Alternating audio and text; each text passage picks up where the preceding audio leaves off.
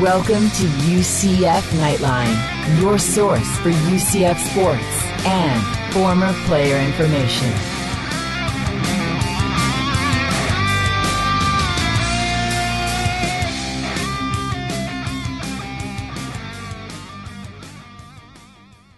Hello, Night Nation. This is Andrew Phegley coming to you from the 1148 studios. This is episode 73 of the UCF Knightline podcast. Joining me is most of the time. That's Trace Trylko. Hello, everyone. Oh, that's awkward as hell because I usually say as all. Anyway, yeah, that's funny. That broke the ice right there. We're all good. So, this every 2-week schedule makes you a little rusty. I know, yeah. It's the dog days of we don't have football. Yeah, yeah. It gets a little weird this time of year because there's, not a lot going on. I mean, there's a lot going on, but there's not a lot going on. There's not a lot of football stuff going on. So, it just, I hate this time of year. I really hate it. Thank God for auto racing, or I would be pulling my hair out because there's no sports that I like to watch on. And for folks that listen to us know that we have a lot of dedication to this. How dedicated? We have waited this Sunday to record until UCF softball was finished, and then we grabbed the play-by-play announcer, Eric Lopez, for a quick interview after the game. We waited to record. That's dedication right there. We wanted to get real-time results. Right, the game went into overtime. Overtime? Well, not overtime, I guess. Extra innings, which is overtime. So, yeah. And UCF wins, takes 2 out of 3 at number 18. Thank goodness. Tampa. Yeah, because that would be bad. Eric has some interesting things to say about that, though. The UCF softball situation. So later on when we talk to him, that'll be interesting to hear. Yeah, essentially Mother Nature's screwed UCF. Yeah. You'll find out more about that. Absolutely. Yeah. So what else? The NFL draft was this week. Bit of a yawner, though, wasn't it? Yeah. After an 0-12 season, do you really expect? Well, there wasn't even a lot of drama with the number 1 pick. I don't know. Honestly, I don't even know who the number 1 pick was. Sporadically, as these quarterbacks. Was it a quarterback? Yeah. Okay. Yeah. And it was the quarterback from. Do you know? Goff. From the quarterback from. I'm drawing a blank. Where? Okay. I'm drawing a blank on that. I do. Is that Cal? Is he from Cal? That's right, yeah. Cal. Yeah. Now, there were a couple quarterbacks that were picked from the AAC. Well, a couple players picked from the AAC. One, the highest one, being Paxton Lynch. That's an interesting pick, isn't it, by Denver? Filling the Peyton Manning role, I guess. He's 6'7", Denver needs a quarterback really bad. Yeah. Because right now, the only quarterback on their roster, I believe, as a starter, is Mark Sanchez. That's fine. I'm good with that. Yeah. I'm good with Denver. I know. That's right. You don't like Denver. I wish Denver didn't have any quarterback at all, and they'd have to have their punter come out there or something. They like tall quarterbacks, right? Yeah. So 6'7". I can't wait till my Chiefs can put some damage on Lynch as well. That'll be great. All told, 10 American players drafted. He being most notable, I'd say. Okay. Well, I mean, it was one of those years for the NFL. I think we'll see what I'm sure the play will be great in the NFL this year, but the draft did not. Ratings were down. Weird. Ratings were down for draft night. Yeah, it was in Chicago. I watched the second day yesterday of it. Although a couple of our UCF guys did sign unrestricted free undrafted free agents things. Lance McDowell to the New Orleans Saints and Demetrius Anderson to Green Bay Packers. So a couple of guys. That'll be cool. So we have, some players from a couple of years ago and some from before that. So there's still a lot of UCF Knights in the NFL, just not a lot being drafted, none being drafted this year. Did you watch any of the Friday coverage when former UCF quarterback Dante Culpepper, the former Viking quarterback, announced Minnesota's pick? I did not. Big dude. Yeah. Big dude. Yeah. He's gained a few pounds. He's not missed a meal since becoming not an Wish NFL he had some player. Eligibility left. Put him on a line. Yeah. He's a big dude. Yeah, I saw him at one of the games a couple of years ago, like last year or maybe the year before, and he was quite large. I was like, he looked like a lineman to me. Yeah. And I was kind of surprised. Back to the Knights in the NFL thing, Storm Johnson has signed a contract, I think a 2-year contract or a 1-year contract with the Tampa Bay Bucks. Better make the team kind of contract. Yeah, I think it's at least going in for a backup role contract. So that's awesome. They had a curious draft, the Bucks. They took Florida State's kicker in either the second round or the third round. It's high for a kicker. Well, he must be a good kicker. Well, he's a good kicker, but that's high for a kicker when you have other needs. But Jameis was probably, wanting influence his kicker. on that. So, what's kind of interesting, North Dakota State's quarterback was picked by Jacksonville, which he looks a lot like Bortles. He's about the same size. NFL.com was talking and comparing those two. That's interesting. Not that Bortles isn't going to have a job there or anything. He's not going to unseat him, but he's very, a lot alike those two in their, the way that they throw and all kinds of things. So, well, in some of the grades that I read, Yahoo.com's grade, USA Today's grade, high praise for the Jags for their overall draft and a lot of energy around them being a bit of a sleeper. I mean, they've got a lot of needs, and they only won 5 games last year, but it does seem with some of their free agent signees that they're a team on the move. Yeah, I think that this year, I hope is going to be even better. They can build on what they did last year, because last year was definitely a step forward for Blake and for Jacksonville. So hopefully they can, get going there. So I think I've alluded to this before, or maybe told you, that I have a wager with a friend of mine. We made it at the time of the draft in which Blake was picked, and I said Blake would have a better NFL career, early start to his NFL career, than Johnny Manziel. My buddy said, Manziel's going to transcend that Heisman year and all of that. And I don't know if you saw the viral image from draft night. Johnny Manziel snapped at a bar watching the draft on TV. Yeah. And the saddest part of that was that he was on his way to a Justin Bieber concert. Oh, God. I'm sure that So, by the way, you've hit rock bottom. Yeah. Don't you think that's Absolutely. rock bottom? Absolutely. You're in a bar on draft night, a couple years removed from being a, big selection. You're on your way indicted by a grand jury that too. for... Yeah. But you're on your way to a Justin Bieber concert. Yeah. One of my best memories of the night that Bortles was drafted, and we were watching it here, and we had people over, and it was kind of like we were watching a game. It was the same atmosphere in the house. We were wearing our night stuff, So it was so exciting to see, Bortles drafted at number 3, and then to see the shots of Manziel sitting there like, what? Having a confused look on his face. He had that same look Thursday night in the bar, right, on his way to the They Justin knew Bieber more. concert. The NFL teams knew more than a lot of us normal people did. And he was, drafted number 20 or 7 or something like that? Yeah. So it's not shocking that this happened. And a couple of years later, Cleveland's now got RG3. Yeah. So everything's fine. He was lucky to even be, able to play in college, I think. I mean, yes, he was a great college football player, but you got to keep your nose clean at that stage in your career. That's just, it's stupid. Well, it's he's lost his stupidity. agents. He's losing endorsement deals. For what? For what? Yeah. For partying in Las Vegas. Meantime, by contrast, Blake Bortles has started a foundation raising money for charity, first ever celebrity golf tournament a few weeks back, and preparing for a more positive season. Free and agent in signees, another a good year draft. or two, he's going to have a massive contract coming too.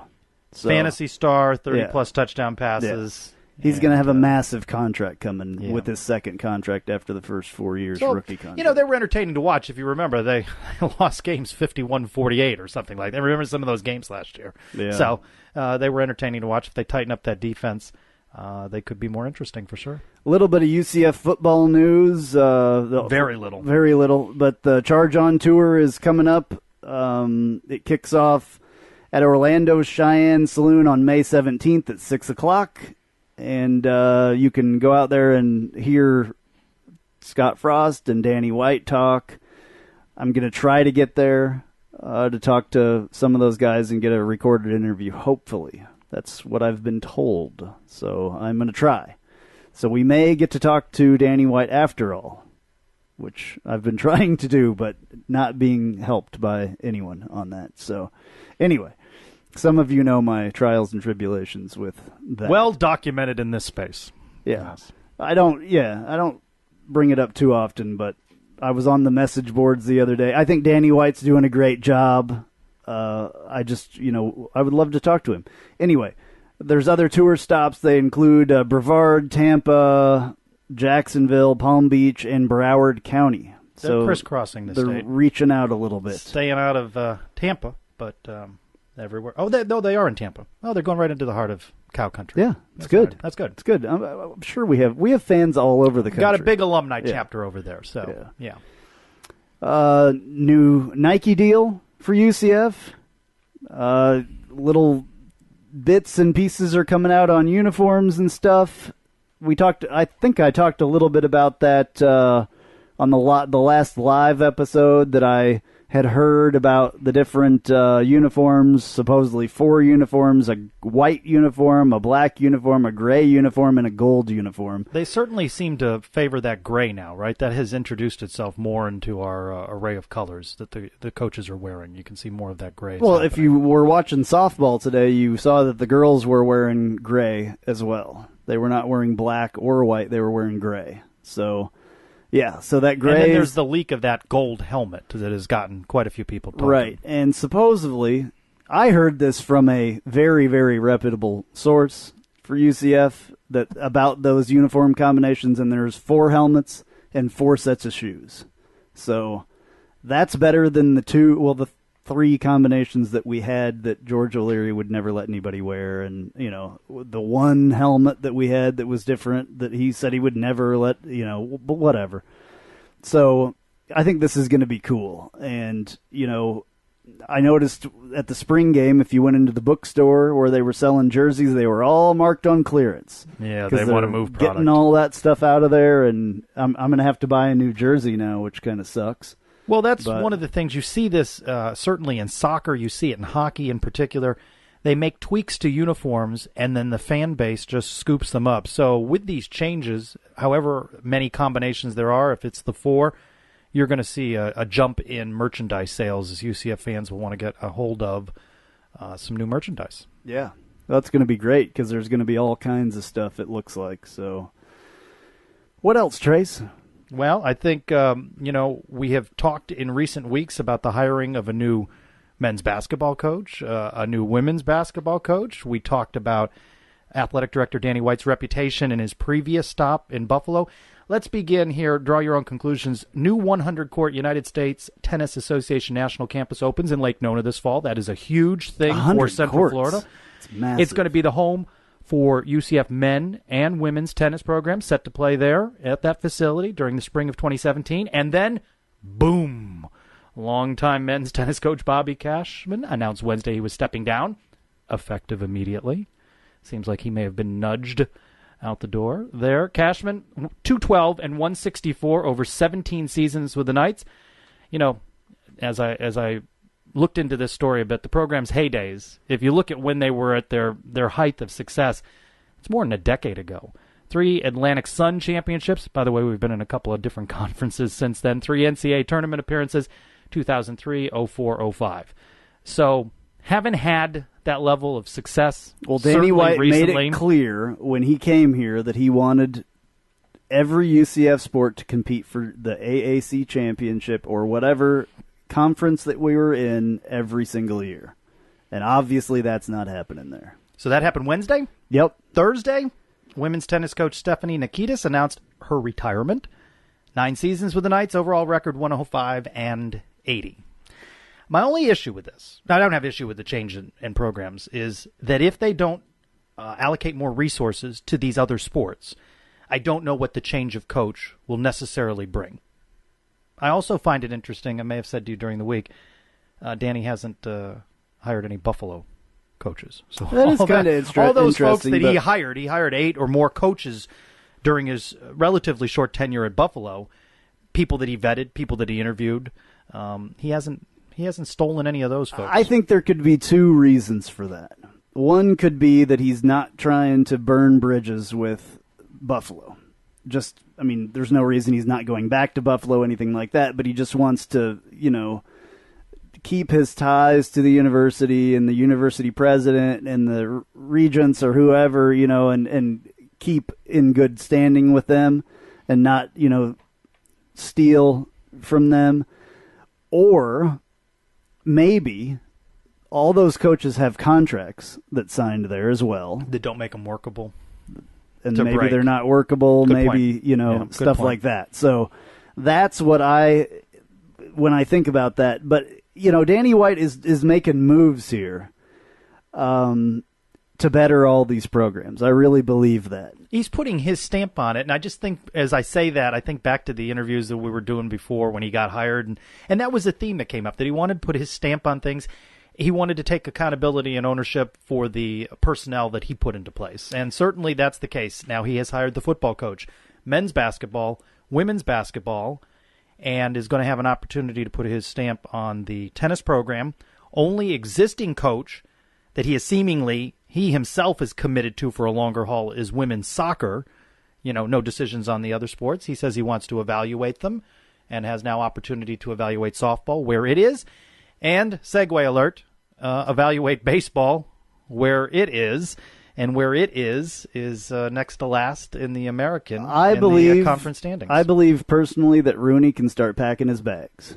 I think Coach Cashman may have left a couple of cardboard boxes over at Coach Rooney's office. I just don't see, unless they get hot and he gets a deep run in the conference tournament when it's over in Clearwater at the a couple weeks away in May. Not going to happen.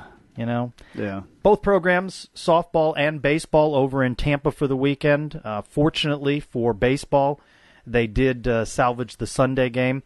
You know how we talked, we've had 2 interviews with the beat writer for UCF Baseball from the Central Florida Future, and we talked about Cree Frinfrock. He's now moved from Friday to Saturday. He pitched today. So he slid from the Friday starter to the Sunday starter, but they got the win today. And 22-24 on the season. They're 6-9 in the American. What is very interesting, though, about those standings is that they trail Cincinnati by just 3 games. Cincinnati will be at Jay Bergman Field next weekend. Cincinnati is something overall like 21-22, leading their overall record. So they're the best in the AAC. They're 9-6 in the AAC, and UCF is 6-9. Cincinnati has perennially not been good in baseball. Picked below UCF typically in baseball. UCF was projected 6 out of 8, and with the win today, I believe they're tied with South Florida for 5th or whatever. So it's very competitive in that league, but with the record overall that head coach Terry Rooney has after 7-8 seasons there is 6-9 in the American, 22-24 overall, going to be the kind of thing that pleases new athletic director Danny White. You just speculate not. Well, I wonder if, like you were saying about adding revenue to those sports, I'm wondering if, he hires a new coach and wants to throw some money into baseball, especially with the stadium, because, renovations have been scheduled for years and years and they haven't happened. But do you want to renovate a stadium with a team that plays like this, number one, and you're not going to get the people out there to fill that stadium anyway, except for when Florida State and Florida come to town. Attendance has grown somewhat in recent years, but when they're talking about having a stadium that holds 8,000 so that it could host a regional, and they're drawing 1,200, 1,400, 1,500 people. Yeah, they've got to get to the regional first before they can host it, number one. True. Speaking of stadium renovations, have you heard about the renovations that are going to happen? There's a little bit of a change going to come to Bright House Network Stadium. Was this scoreboard related? Yes, or? supposedly. I heard before the season starts. So maybe for the first game we could have a brand new scoreboard up there. It's supposed to be fairly big, I guess. Somebody saw the contracting requirements for that, and it's going to be. It's not going to be like the one at Jacksonville Stadium or anything like that, but it's going to be a huge scoreboard. Yeah, it's going to be a major upgrade to what we have now. I sit really close to the thing. It's in my left ear. The PA is like right in my left ear. Eric Kohler is in your left ear. Yeah, but the music being the worst thing, but they're going to upgrade the sound system and the scoreboard, which that's awesome. I'm really looking forward to that. So I have Orlando City season tickets, so I'm at, I was going to say Citrus Bowl, but that's not right anymore now. What is it? Camping World Stadium now? You missed that this week? I thought that just the bowl game, the Citrus Bowl game, is renamed the Camping World game or whatever. Maybe it's the whole Citrus Bowl. Maybe they bought naming rights. I don't know. I thought it was just that bowl game though. Yeah. So I get used to being in the Citrus Bowl every so often now, and when I was back at Bright House for the spring game, it is very jarring. You get used to a more modern scoreboard where you're watching replays and all of that, and then you get back in Bright House and it's like a postage stamp. You recognize that there is need for that upgrade. And then supposedly on the student section side, there's going to be a ribbon scoreboard at the top on that end, is what I've been told. So a ribbon that they could flash messages across or have stats on, or the score and all that stuff. Whatever. I think there were other upgrades mentioned in some recent weeks, right? Monitors and what have you on the concourse. Those were supposed to be in last year. Those TV monitors. There are a few, actually. Well, when you were talking about those long overdue changes to the baseball, to Jay Bergman Field, right? Football drives everything, Absolutely. Right? So that's the top priority. They get increased revenues from that, and it can help the other programs. I still think Danny White wants to invest in basketball, right? I mean, basketball has a higher profile. They're replacing that baseball. Scoreboard as well, I heard. Basketball? Yes. I thought that was fairly good. Yeah, they're replacing that one too. That's the other one. They're totally replacing that one, and it's going to be high definition. It's pretty close now. It's a fairly decent one, but it can be a lot better. Yeah, that's the other one that they're doing. And when Johnny Dawkins was hired, there was talk that UCF was one of those programs in the American, one of few, that didn't take charter flights, and Danny White came out and said, we're going to take charter flights. And I know you've said this before. Well, they seem to found money for that, right? There's a lot of money that is needed. And that's only my point back here, is that whatever disadvantage being in the American is for tennis or the other programs from a recruiting standpoint, number of coaches, facilities, I just don't know that changing out those coaches, and I'm not saying that after 17 years maybe there isn't a change that might be necessary, but I don't know how that automatically elevates the programs in the American and the Olympic-type sports into world beaters. I just don't know how that happens. Well, there's still people out there that say that UCF doesn't have enough money for all this, but they're making it happen. They've got a lot more money. I don't know where it's coming from. They don't tell us where it's coming from, but they've got all the money that they want to be able to do this. I can guarantee it. Well, I've been saying that for a long time. There was some news this week that really shows you this the growing divide between the Power Fives, and you shared it with me that Idaho has decided that it's going to drop down in its level. It's also rumored that Eastern Michigan, and certainly programs that you have to step back and question and say where they are, should they be at that 1A level, right? And you're starting to see that maybe those lower tier programs cannot sustain the arms race, certainly in that revenue divide, which puts it even more important that UCF be able to generate more revenue with an increased TV contract and move up. You don't see a lot of that Division II or FBS, or is it FCS? Which one's the top one? FBS. FBS. So FCS, you don't see a lot of that on TV and stuff until the playoffs, but their playoffs and the way that they do things in that division is honestly the way that the big division should do it. The playoffs are much more, I think that it starts with, I almost want to say 24 teams. And then the top seeds host the games. Yes.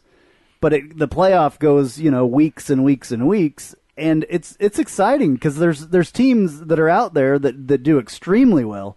One team, North Dakota, has won 5 national championships in a row. And it is exciting to watch yes, when absolutely. They're on ESPN or what have you. Yeah, that's good football being played there. So, I mean, to hear that teams are going to drop down, I don't blame them in a way. It's cheaper, Well, look at Idaho's history here. Idaho and New Mexico, or New Mexico State, one of the New Mexicos, was in the Sun Belt. Right. All right? How that fits, that they're in the Sun Belt. And the Sun Belt said, it's not really working for us from a travel standpoint. The cost factor. Right. You go to Idaho. And they had kicked those two programs out. And now Idaho's going, well, where are we going to fit in? They were going to be independent. It's not like the Pac-12's beating down the door for Idaho. Well, Boise State certainly is successful.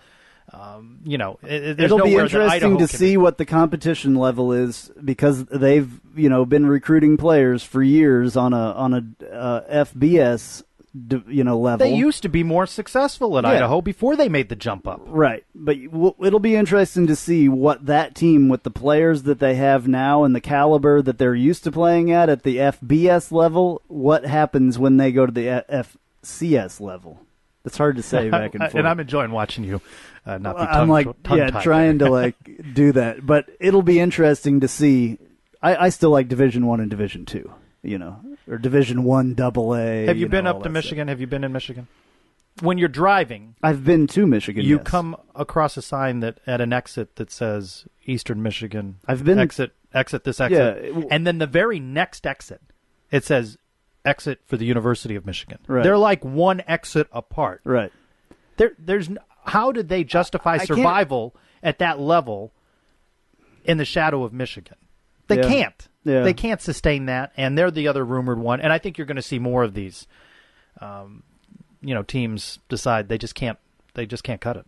Maybe some of those teams can go in there, like I said, can go there and compete, for championships where they couldn't otherwise. That would be the major advantage of that. I think it would be really hard to be an independent in, the Division I. It's hard to schedule as an FBS. Independent.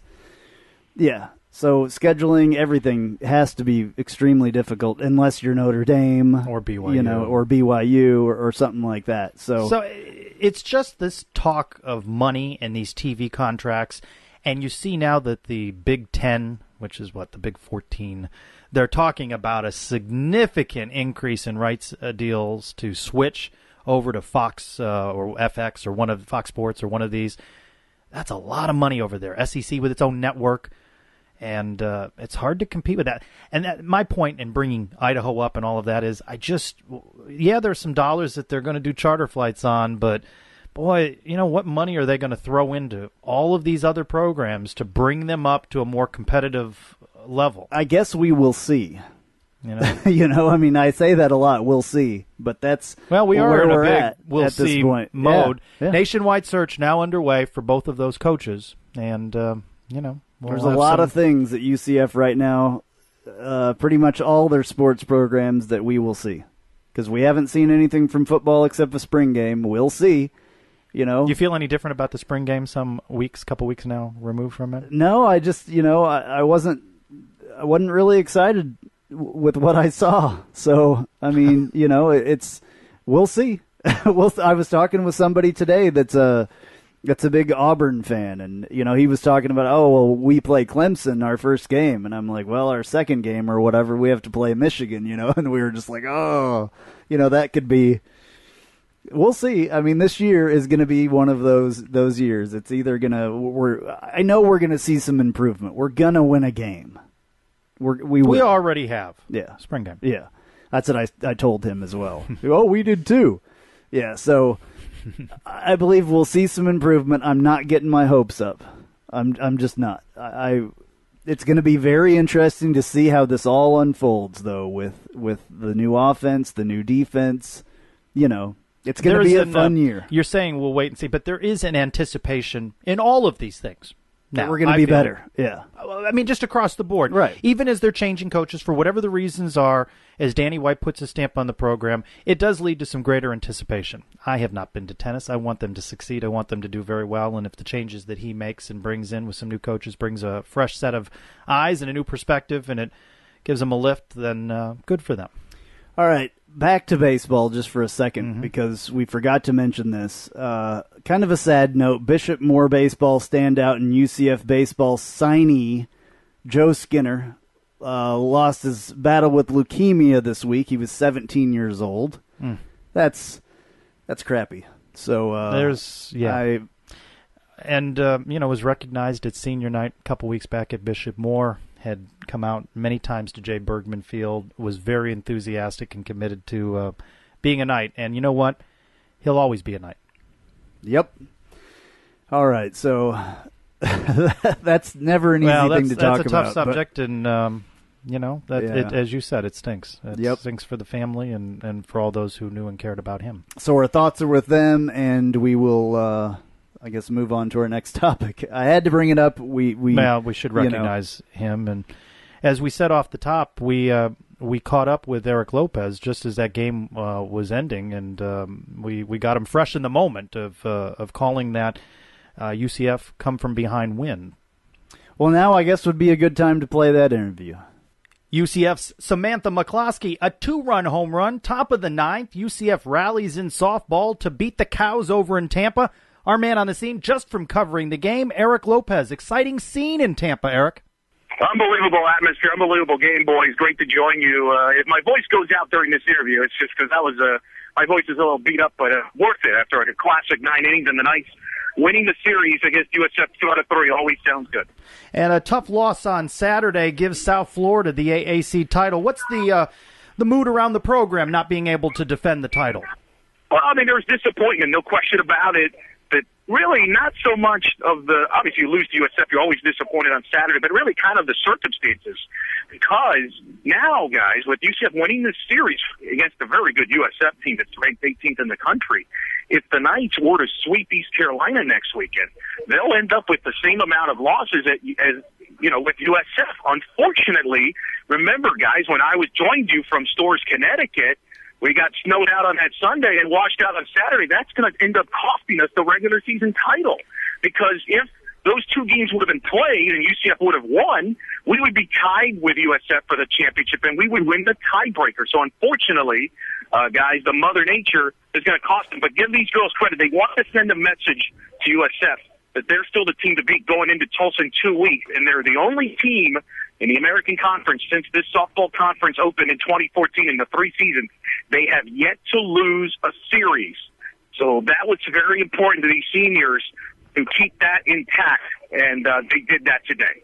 So there can't be a makeup game or something, so the AAC can just let that happen where a rained out or snowed out game in this instance can just ruin the entire thing? Yeah, unfortunately, once you leave the premise, there's nothing you could do about it, and they just go based on win percentage. And remember, guys, we spoke about this when I joined you from Storrs, Connecticut. Why would, if you're the conference, would you schedule a home series in Connecticut on the last weekend of March, first few days of April? Anybody that's traveled up in the Northeast knows that you're going to get wet rain or snow is a very high probability. And unfortunately, it cost the Knights this season a regular season crown. But I can tell you, this group is coming together. They're motivated, and they are still the conference tournament champions. They'll be defending that as the number 2 seed in 2 weeks going in that Tulsa tournament, probably playing East Carolina, which ironically they will finish the regular season with at home next weekend. One more thing about that real quick before I let that go, because I'm kind of interested in that. Is that an NCAA rule or is that an AAC rule? It is both. Both. It's okay. Both. By rule, if you leave the campus, you can't make that game up. And the reason you can't make that game up, from a budget standpoint, guys, you can't ask UCF to go back to Connecticut and fly out there to make up 2 games. That costs money from a traveling, flights, hotels. It's a challenge. So that's the issue, and that's why you can't make those games up. And it's just unfortunate that could be the determining factor in winning the regular season title. And I think that was very motivational for this team to win against USF. That's why they wanted to win this series against USF, because they want to make sure that USF knows that the only reason they're going to win this title is because of Mother Nature. Yeah, that's crazy. That's crazy. I didn't know that. That's information that you pass on to us. That's great. That's why I'm here for you, boys. I know, stuff that we don't know, and you got it. That's awesome. Pretty interesting series overall. Gives you a feeling that these really are the top teams in the American this year, and if that works out, be a pretty competitive series there in the AAC championship.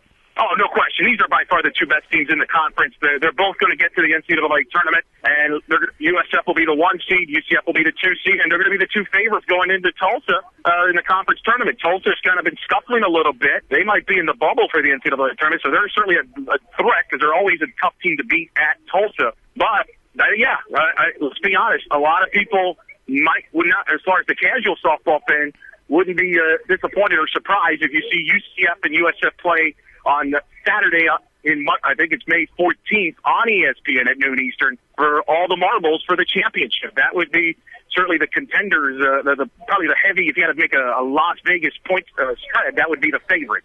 And as we've talked with you earlier in the year, UCF bulked up its schedule with a lot of top 25 ranked teams. Here, they take out the Bulls, number 18, 2 out of 3 in Tampa. That's got to boost their spirits as the season winds down, the regular season winds down. Very significant. Gets their confidence back. They know they can play with anybody in the country. They've got a really 15 top 20 schedule in the country. By the end of the year, they're probably going to be in the top 10 in the country as far as schedule strength. Think about this, guys.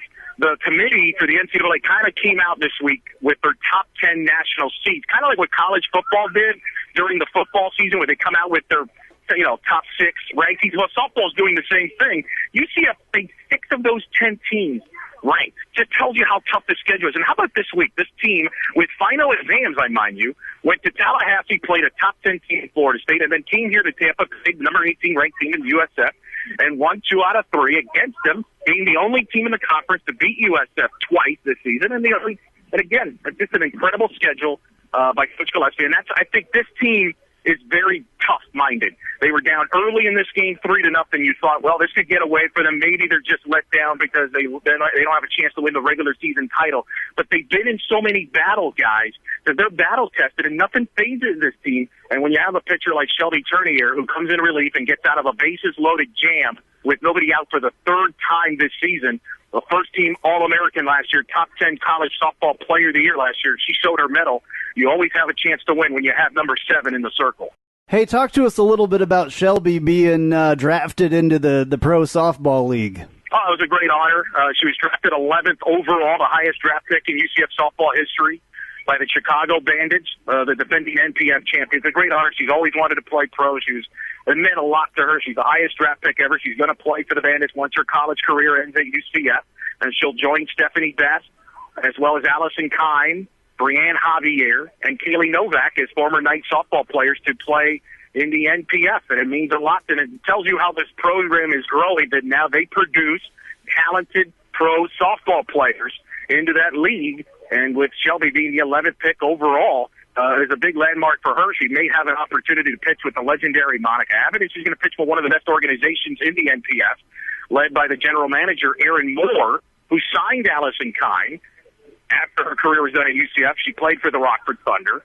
So there's a bit of a history there as well. And I will throw out, Mackenzie Audis would have been a high draft pick last year, except she chose not to play professionally.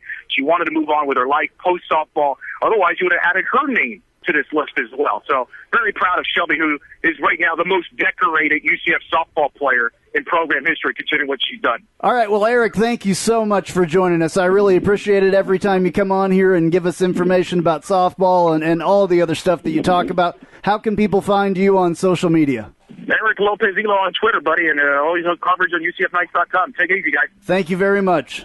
The bus will not leave without Eric. UCF 33-18 on the season, 10-3 in the American. Up next, back home, UCF softball complex, May 4, 5:30 game with Stetson, and then the weekend-ending conference series with East Carolina.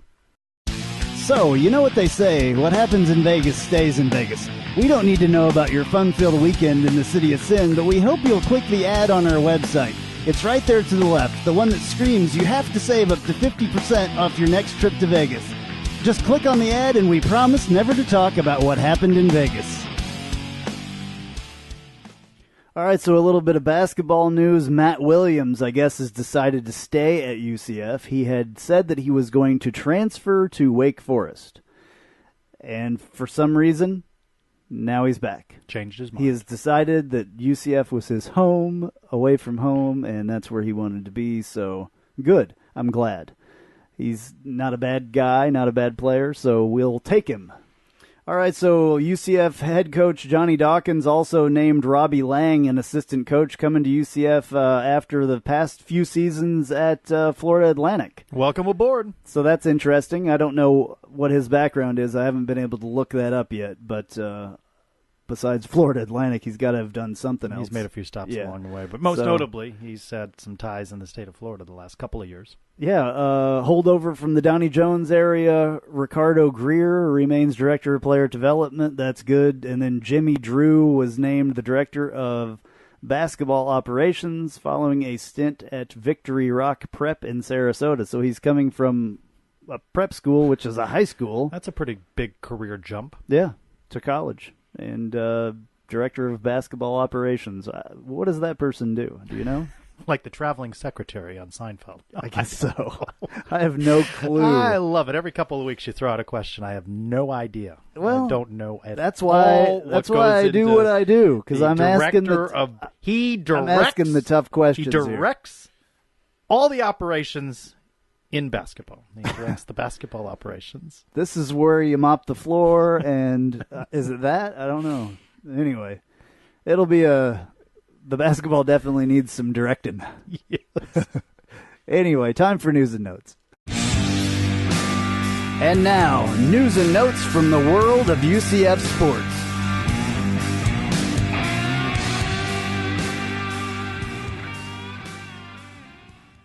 Junior golfer Ashley Holder earns a bid to the NCAAs, the regional in Baton Rouge, May 5th through the 7th. Holder also has unanimous selection to the Americans All-Conference team for the third straight season. Meantime, welcome to women's golf transfer Nicolette Donovan, and the sophomore comes to the Knights from Virginia Tech. Women's tennis, we talked about tennis earlier, ended the season 12-7. They welcomed 3 new recruits. I wonder if all 3 will, in fact, end up wearing the black and gold and gray. Elizabeth Bagerbash, boy, that sounds like one you should have pronounced. Yep. Claudia May and Siri Victorson. Oh, that's an interesting name.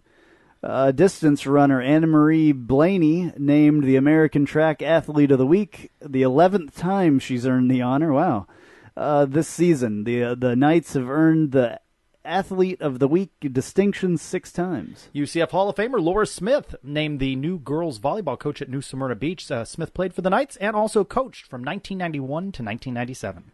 2 volleyball Knights, Lakey Harper and Abby Zimrith, highlight the 2016 recruiting class. I don't know if I said those names correctly or not. Maybe Lachey?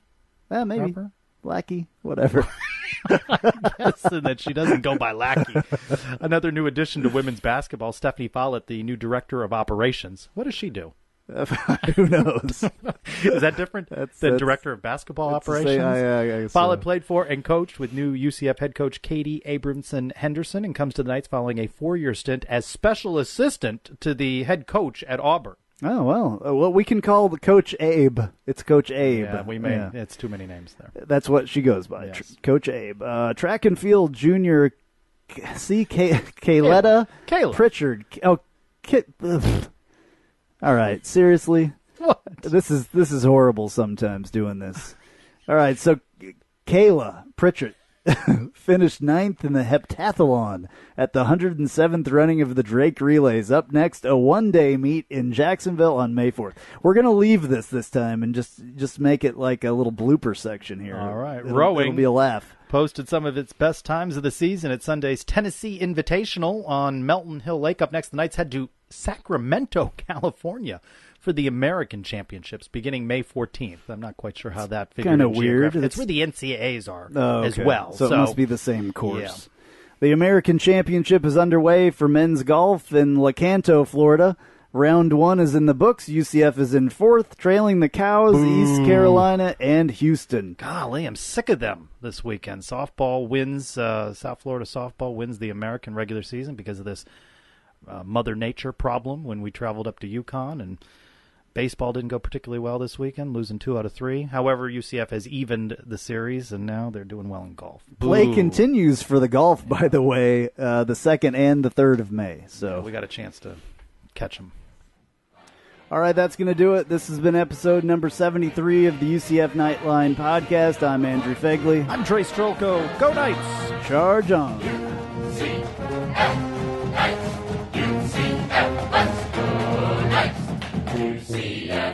march on to the field. With our spirits we'll never yield. Black and gold charge right through the line. Victory is our cry, B-S-E-T-O-R-Y. Tonight our nights will